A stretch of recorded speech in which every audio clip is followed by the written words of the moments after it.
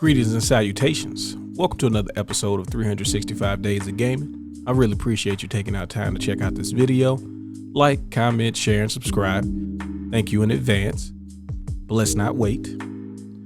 So today we're getting back to our action hero type games, right? You know I love my 90s action, and we haven't talked about the best 90s action movie, at least to me, based on when we saw it back in the day, Terminator 2. And this was a global phenomenon, even though I had no idea what was going on in the globe. But let me just tell you, any and everybody who was anyone who had watched TV at all, watched Terminator 2, probably saw it in the theaters. Every time it came on TV, it was like a big event. It's Terminator 2. Everybody knows all the lines. You probably rented it and everything. And it also had one of the, at the time, best light gun arcade games, okay?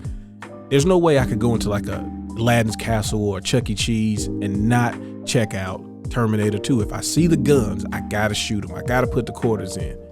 And you know, with every successful arcade game, they had to make a console port. And we all know that the consoles can't quite do what the arcades were doing back then, but that's okay. Because I want to show you the Genesis version and I want to show you the arcade version. And it's important to check out both of them for me, because we had the Genesis one at my house. My cousin Lamont had the Genesis version and we would play it to death. And in fact, at one point we beat the game, and I have never been not satisfied from beating a game like I was with that game, just because of how difficult it was, because T-1000 wasn't going without a fight. But I wanted to show you both of them. I wanted to do something a little different. I wanted to show you the Genesis version and the arcade version, just to show you how close to it really was, and how much harder it is when you technically can't just add quarters to the machine. But of course, the arcade version definitely looks better, right? There's no getting around that. It's a better looking game, better controls. Now, the way I'm playing this is not actually with a light gun. It is with a controller, so that's why you got the double cursors. But move past that, okay? We had to do what we had to do to get the footage for you all. So I'm doing this for you. I'm not even doing this for me. You think I enjoy shooting a bunch of Terminators in the future, but it's probably like the past now? Of course not. You know, do I like, you know, hitting the other resistance fighters because I can't aim well? Yeah, I mean, why would I? You know, I'm trying to help, but I'm having a little trouble. But anyway, so the arcade version, obviously you start in the future, go back to the past.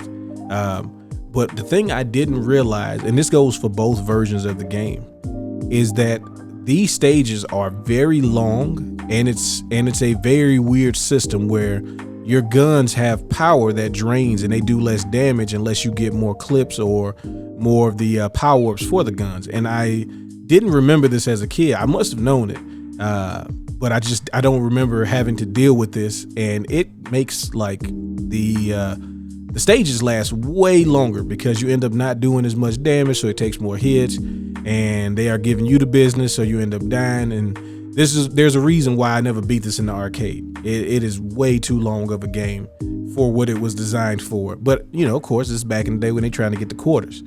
Now, on the other side with the Genesis version, the problem is this is one of those games where it's treating the Genesis or the console version like it's the arcade. So you only get a certain number of credits.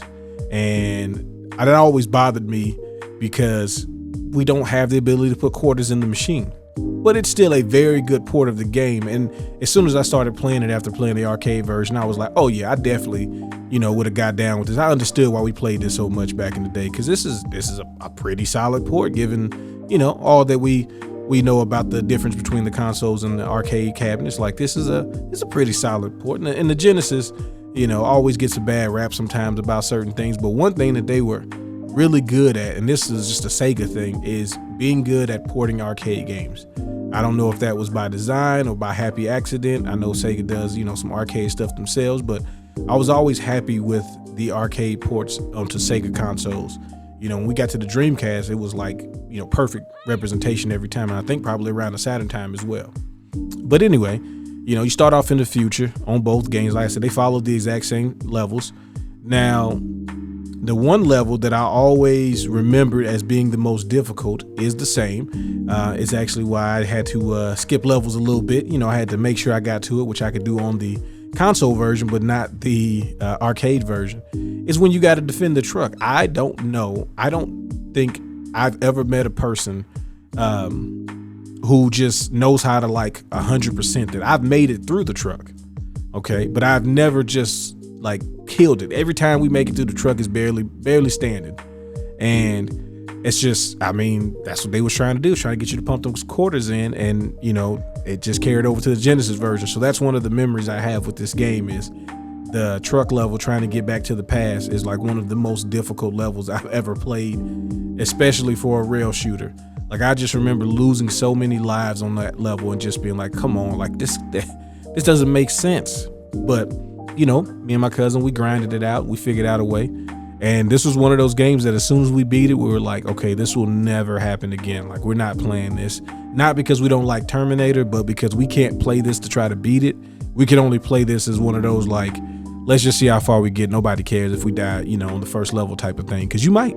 I mean, the game is that tough. It can take a while to beat bosses, especially if you don't have enough gunpowder and all of that cheap stuff. But the good thing is one of those rail shooters where pretty much you want to shoot everything, right? There's power-ups abound. You just got to shoot any and everything that looks like you can shoot through it. Even if you can't, there's no harm in trying to see what it does.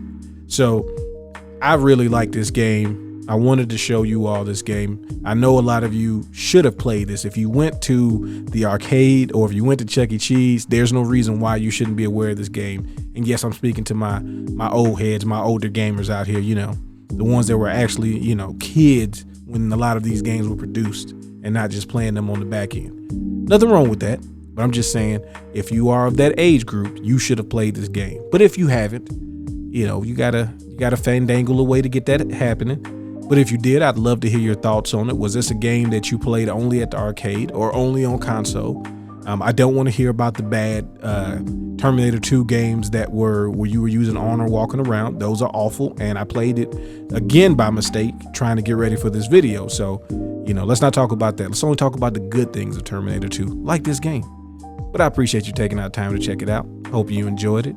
Y'all have fun and be safe.